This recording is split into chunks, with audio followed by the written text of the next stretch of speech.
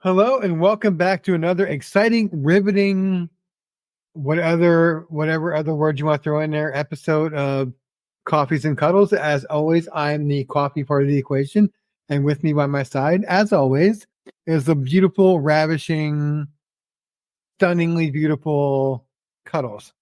Wow. I was going to say after your first part of the intro there, I was going to buy you a thesaurus, but well, I don't think I need to. I mean, all those words you gave to me are just, now that I've heard everybody's ears.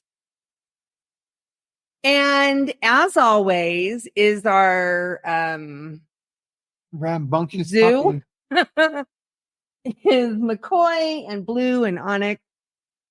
Because if a cat sits on the back of the couch, that's just wrong and evil and verboten, and I'm just going to run on with words here. I'll stop there. All right, then. Why don't you tell them what tonight is all about? What it's all about for our neighbors in the north? No? Oh, Wendy, no, Wendy, baby, no. Wendy, if you're listening, that one was for you. This week, we want to talk about partner shaming.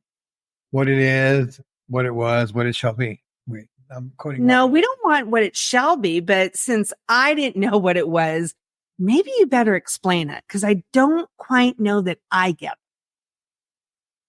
Just because I bring up the topic doesn't mean I know everything about it, or I can Okay, explain. I can explain it general very definition. well. I see a lot of videos, Facebook Reels or TikTok Reels, where, let's say, for instance, not pointing fingers or naming names or anything, but let's say it's a partner and their, or a person and their spouse, or partner or person.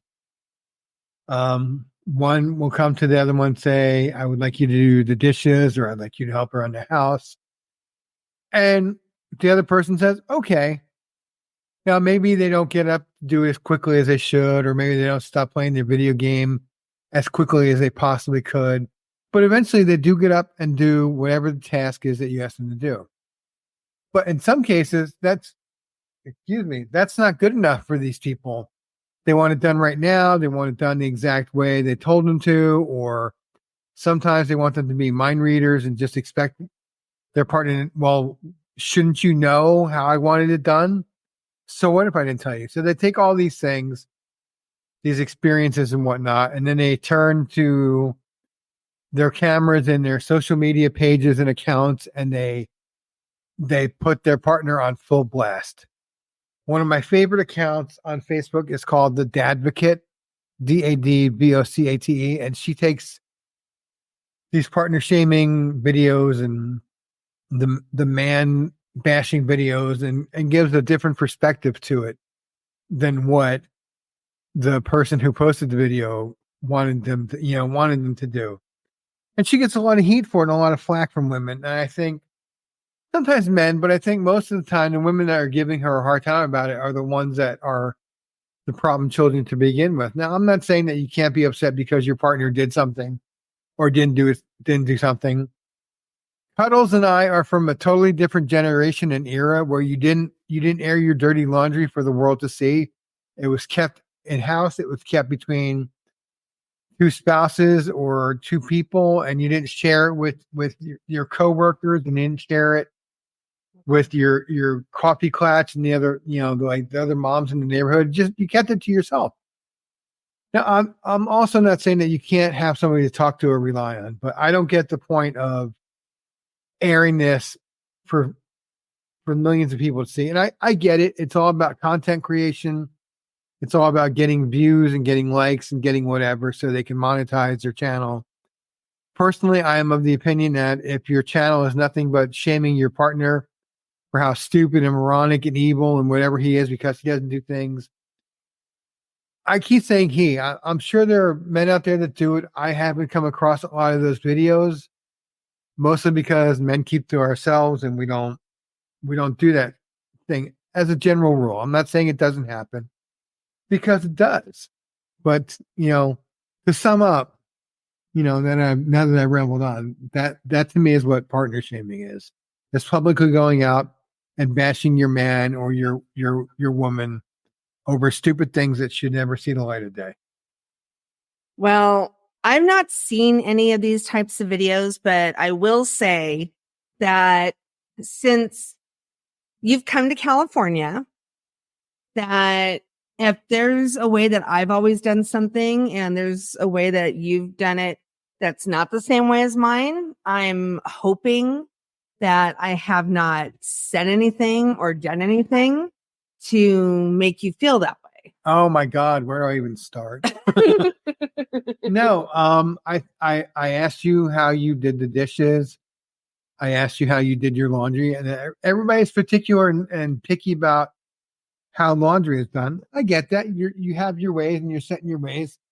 And I think the other day I told you the joke about I was I was married before I knew there was a wrong way to put the milk in the refrigerator, because apparently that's a thing where people will go and say, "Oh my God, I can't believe how he put the milk on the door, or he put the milk on the wrong shelf, or why is there a wrong shelf?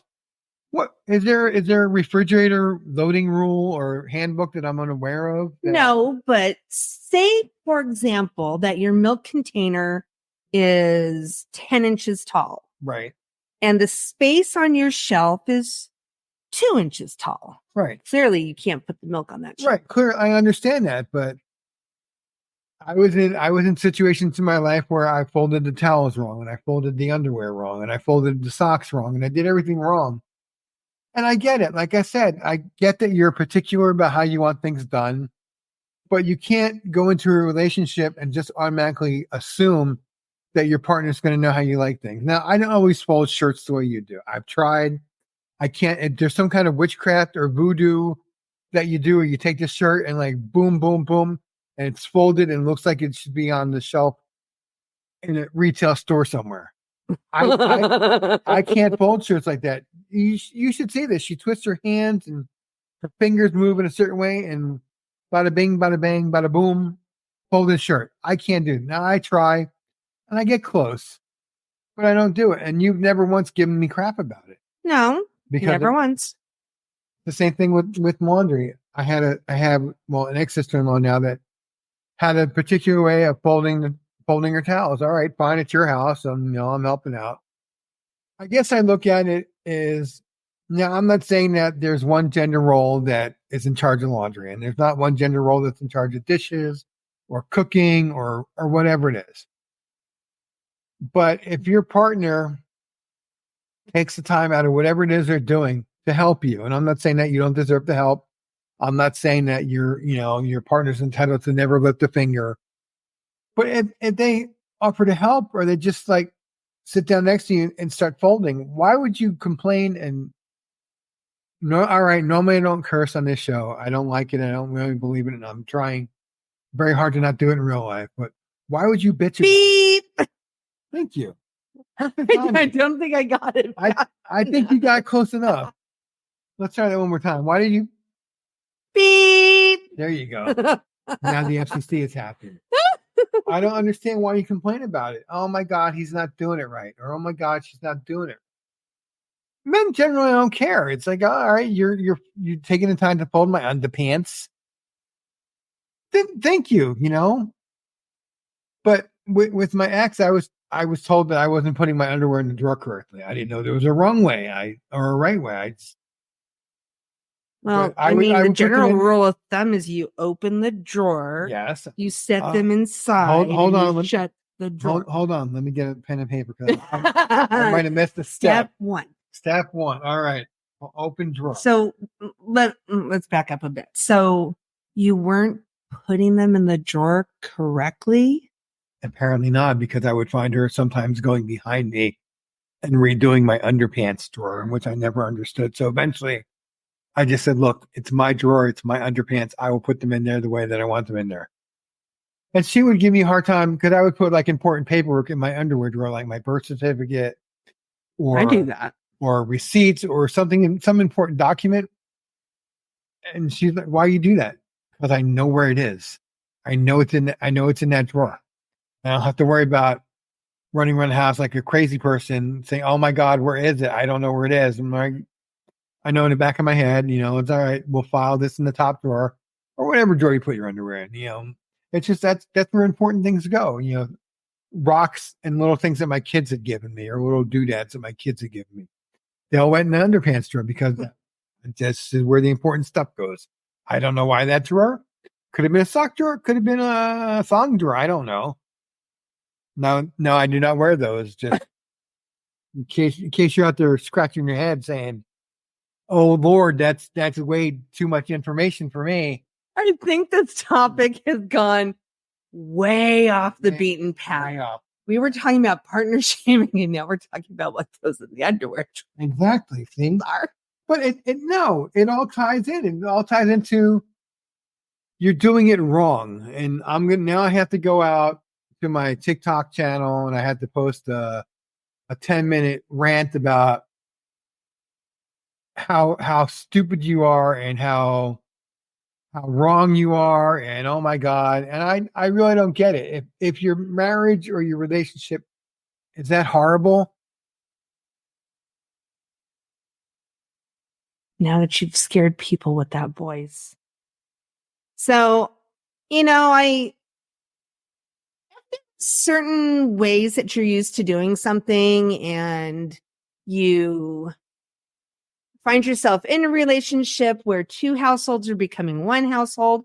These are probably things that should be discussed. Like, if not that one person should be in charge, but two people, two different households are merging into one. So together you should find a system that works and decide what goes in what cabinet and how are you going to arrange the refrigerator, whether or not you're going to put labels on, where the canned goods go and all that. Instead of one person being domineering and saying, this is the way we fold this. This is the way we do that. This is the way we sort this, that, and whatever. Because I have to tell you that for a while, I've been completely on my own and kind of got into this habit of doing things certain ways. And then, of course, the pandemic came along and, then I really found myself doing certain things in certain ways. And then I showed up. And you know what? It was actually kind of nice that, somebody was folding something differently or putting something in the dishwasher differently, because I was really falling into that trap that I was beginning to think, I wonder if I could end up with OCD. Not that anyone who has OCD has a problem, because everybody has things that make them special. And if somebody does have OCD, that just makes them who they are and makes them unique. And as I said, special. But in my head, I was really starting to wonder, am I going to get to that point where if it's not done a certain way, then I can't function? So it was really kind of nice having somebody come in and fold something differently or put something away where I wasn't expecting it to go, because I feel like it broke up the monotony in my head, if that makes sense. I don't think I've really rearranged any cabinets.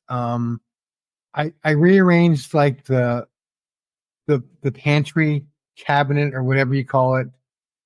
Didn't know you organized it. I can find stuff in it now. I put things where I thought they should go, but we discussed it and we talked about it. I said, "What do you think of this?" or "What do you think of that?" And I want to back up a little bit.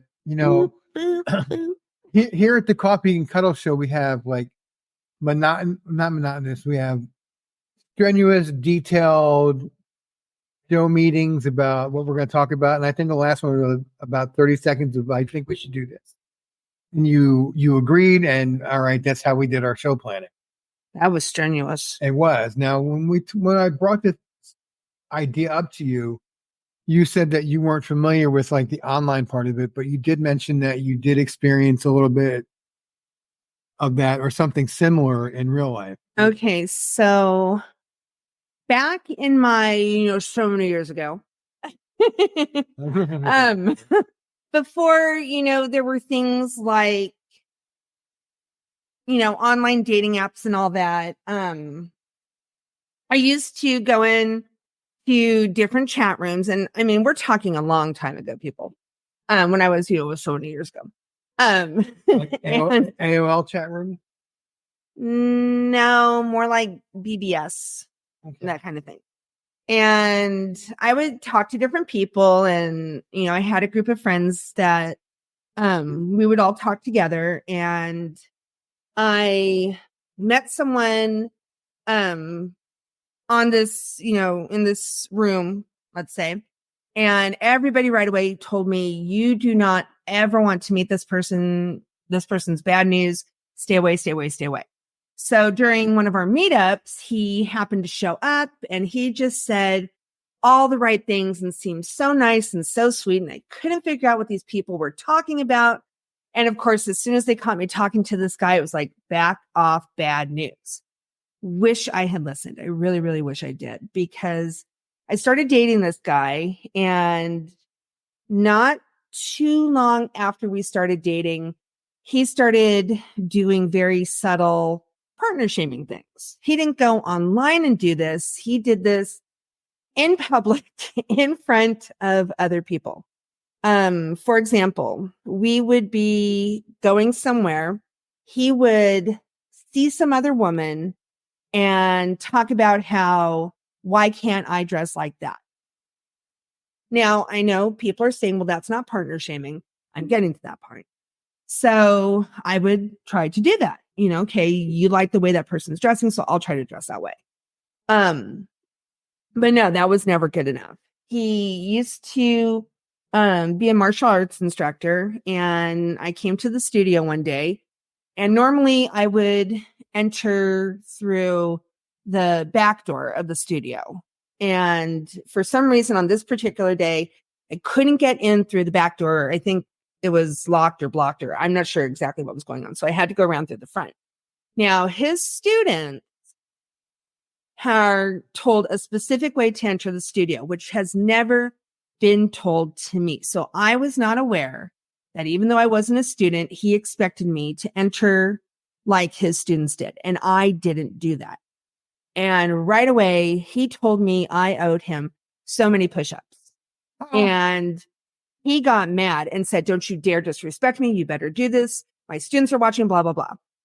And I was just shocked, because now all these people that I don't really know are staring at me. The people who are there watching their children or whoever have their lessons are staring at me. And I'm just shocked. Like, what do I do? And I didn't do it. I didn't do what he said. He got even more mad at me and just started just coming up with things like, you don't know how to dress, and you don't know how to do this, and you don't know how to do that. And he's doing this in front of his students and in front of people who are there to watch the lessons. These are people I don't know.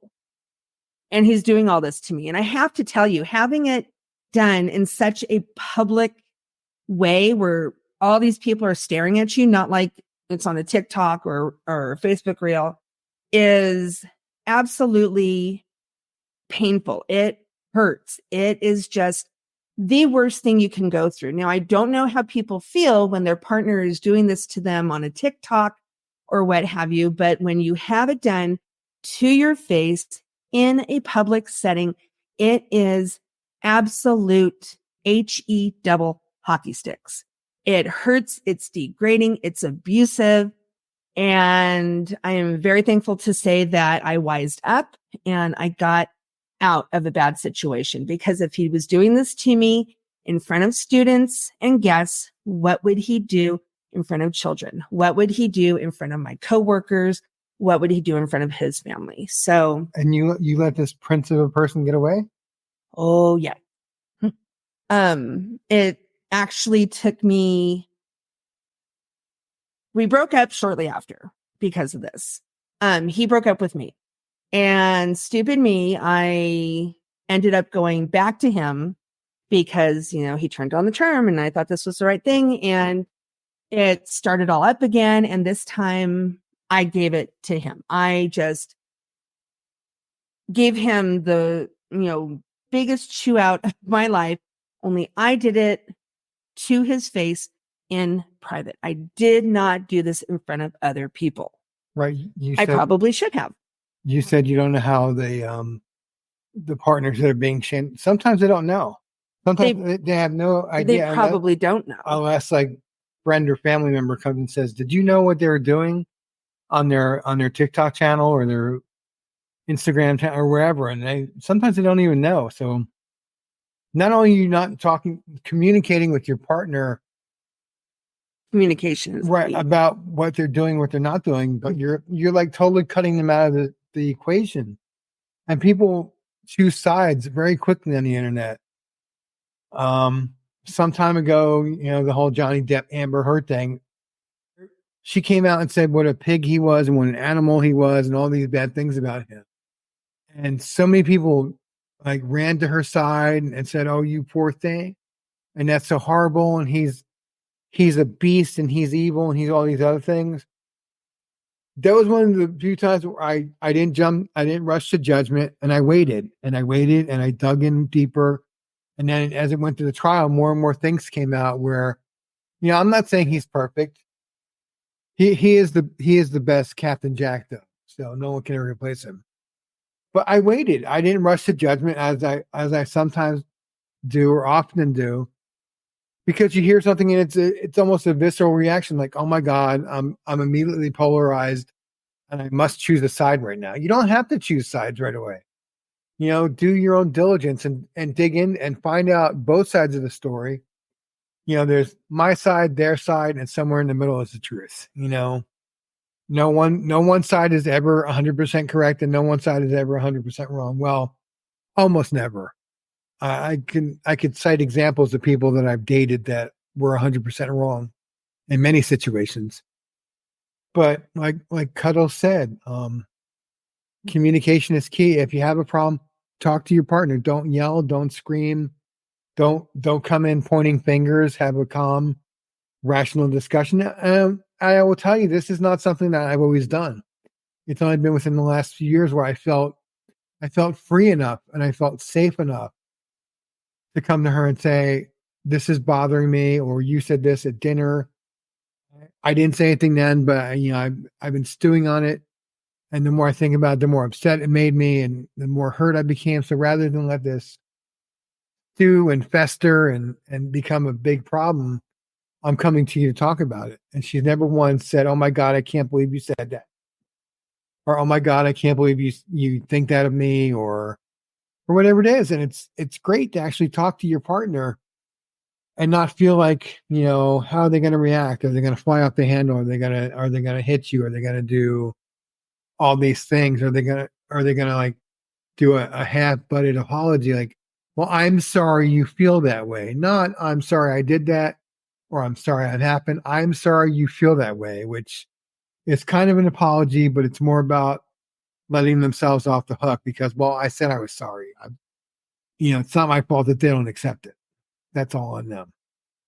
So if I could, now again, we're talking about, what our relationship is like, and we are in by no means telling anyone else how to live their life or what's the right way or the wrong way. Now, Absolutely not.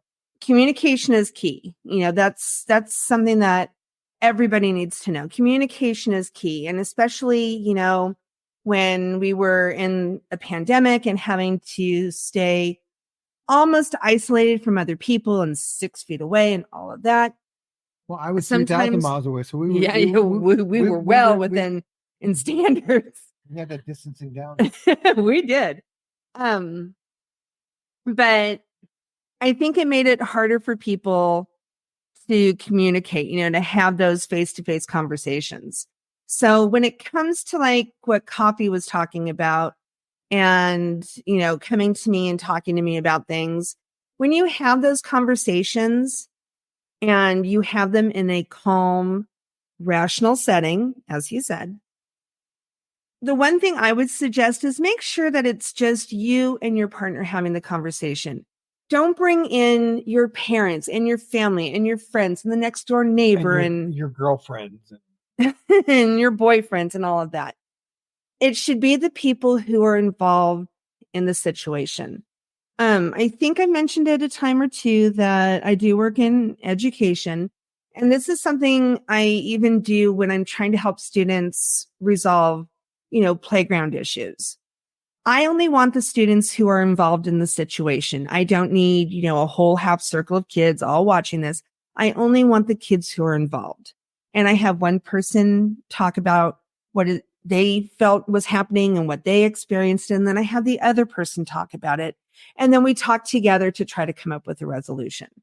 And I'm trying to get, even kids to understand that, you have to be open. You have to have that communication, and it should just be the people who are involved. If you have ever been, or you think you may have been, partner shamed, don't let it stew and fester. If this has actually happened to you, and believe me, I do understand what that feels like if it has happened to you, talk to the other person. And if you don't feel that you can talk to them, talk to someone. Because like I said, when it happened to me, it was hurtful. It was, it was abusive what I went through. And for a long time, I couldn't talk about it because I didn't know how to talk about it. And eventually, I did have to seek help to talk about what I had been going through because it was really affecting my life. So, talk to the other party. And if you can't, please talk to someone. And if you feel like you don't have anyone to talk to, you can reach out to myself or to Coffee or to both of us because we'll listen. We absolutely will. Absolutely. If you're sitting there and you're saying, oh, I think I may have done this to someone, go to that person, check in with them, and see if, see how they're doing. Because again, communication is key. Absolutely. If you can't, like she said, if you can't talk to someone, therapy is always an option, or counseling, or there are dozens of helplines out there where people will listen to you and not judge you, and it will be that ear that you need. And absolutely, if it gets to that point, and like I said, I've been through this, I understand it. I'm not saying I'm in any way perfect. I'm trying to get better every day, every week, every whatever. I'm always constantly improving myself in what I'm doing, and I try to be the best communicator I can with Anna, and we work things out. We don't let things sit and get worse, and just the longer you let things sit, the worse it's going to be. So I think that's it for tonight. Yeah, because you're. The cup. Oh, it's not even like almost empty. It's gone. I blew, 3, 2, 1, boom. I blew past the low coffee light. So, you usually take the end. Do you mind if? Absolutely. All right. So that's going to do it for this edition of Coffee and Cuddles. And as always, have a good night, good morning, good afternoon, whenever you are listening to this. We will be back next week with another episode. And again, this is our 2 cents worth, and your own mileage may vary. We love you, and we will talk to you very soon. Bye.